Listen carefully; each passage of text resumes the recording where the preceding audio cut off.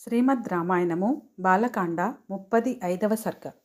మరునాడు విశ్వామిత్రుడు రామలక్ష్మణులు వారి వెంట వచ్చిన మునులు అందరూ ప్రాతకాలముననే నిద్రలేచి సంధ్యావందనము, అగ్నిహోత్రము మొదలగు కార్యక్రమములు ముగించుకొని ప్రయాణమునకు సిద్ధమయ్యారు. అందరూ తమ ప్రయాణమును కొనసాగించారు.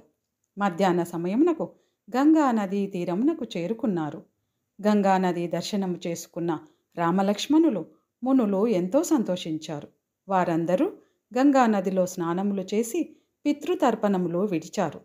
మధ్యాహ్న భోజనములైన తరువాత అందరూ విశ్వామిత్రుని చుట్టూ కూర్చున్నారు. విశ్వామిత్రుని చూచి రాముడు ఇలా అన్నాడు: ఓ మహర్షి, ఇచ్చట గంగానది 3 పాయలుగా ప్రవహించుచున్నది కదా, ఇది ఎలా ఏర్పడినది? ఈ గంగానది ఎక్కడ సముద్రములో కలుస్తుంది? వివరించండి అని అడిగాడు.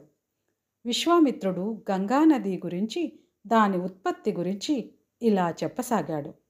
ఓ రామా, హిమవంతుడు అనే రాజు ఉండేవాడు. అతనికి హిమవత్ పర్వతము నివాసము. హిమవత్ పర్వతము సకల ధాతువులకు, ఔషధులకు నిలయము. హిమవంతుని భార్య పేరు మనోరమ.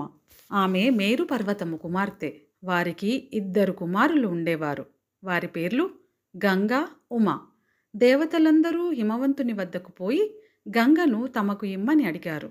లోకముల యొక్క మేలు కోరిన హిమవంతుడు తన పెద్ద కుమార్తె గంగను దేవతలకిచ్చాడు. గంగ దేవతలతో పాటు వెళ్ళిపోయింది. హిమవంతుని 2వ కుమార్తె ఉమా తపస్సు చేయడం మొదలుపెట్టింది. హిమవంతుడు తన 2వ కుమార్తె ఉమను మహాశివునికిచ్చి వివాహం చేశాడు. గంగా, ఉమా అక్కా చెల్లెళ్ళు. గంగ ఆ ప్రకారము దేవతల వెంట ఆకాశమునకు వెళ్ళింది. ఉమా శివుని వెంట కైలాసమునకు వెళ్ళింది. గంగ నదీ రూపంలో దేవతల నదిగా దేవలోకములో ప్రవహిస్తూ ఉంది. ఇది శ్రీమద్ రామాయణము బాలకాండలో 35వ సర్గ సంపూర్ణము.